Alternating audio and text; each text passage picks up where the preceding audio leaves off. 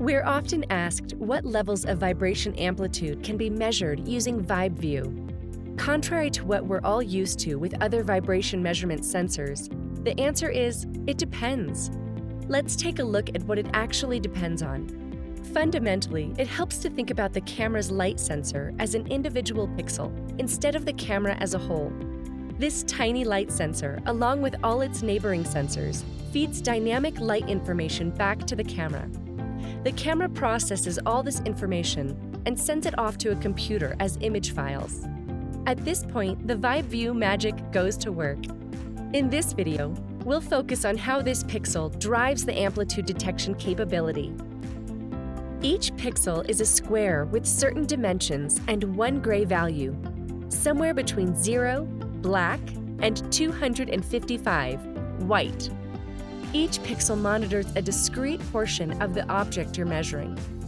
If the overall image is looking at something 3 meters or 10 feet wide, and you're using 1,920 pixels across that 3 meters, then each pixel is covering approximately 1.5 millimeters in length.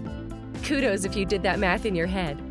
And remember, the pixel is a square, so it's covering the same height. If you look at something 30 meters or 100 feet wide, that same pixel would cover 15 millimeters. And if you look at something 30 centimeters or 1 foot wide, that's right, 0.15 millimeters. This overall width of the image is what we refer to as field of view, and it gives us a reference point to base our pixel level amplitude detection on. With the field of view as a reference point, it now becomes a question of how well that pixel can perform. This is a function of several factors. 1. The quality of the camera sensor. A noisy sensor creates a high noise floor for the signal and makes it difficult to detect low levels of vibration amidst that noise. That's why we chose the best performing cameras at a reasonable cost for our VibVue and VibVue high-frequency cameras. 2. Lighting and contrast. This is a light-based sensor after all, and you'll need a lot of light to solve problems, especially at higher frequencies. We also like to use specialized high-contrast targets we developed to make the signal even better, which we've included along with the lights in our VibVue packages. And 3. The most important factor, the algorithm. This is where VibVue really shines, quickly detecting low amplitude vibration for both displacement measurement and magnification.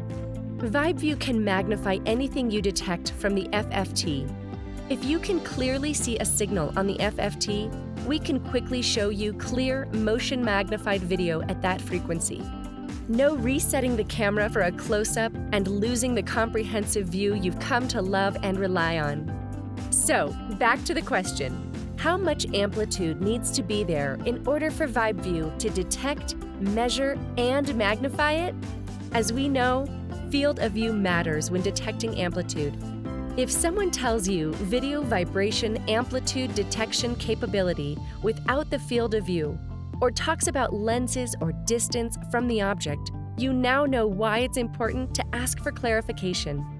We'll use a 3-meter or roughly 10-foot field of view as our reference, measuring peak to peak. Since the camera sensor plays a critical role in detection, our 2 cameras, one for lower frequency problems and one that handles high frequency problems, have different detection levels.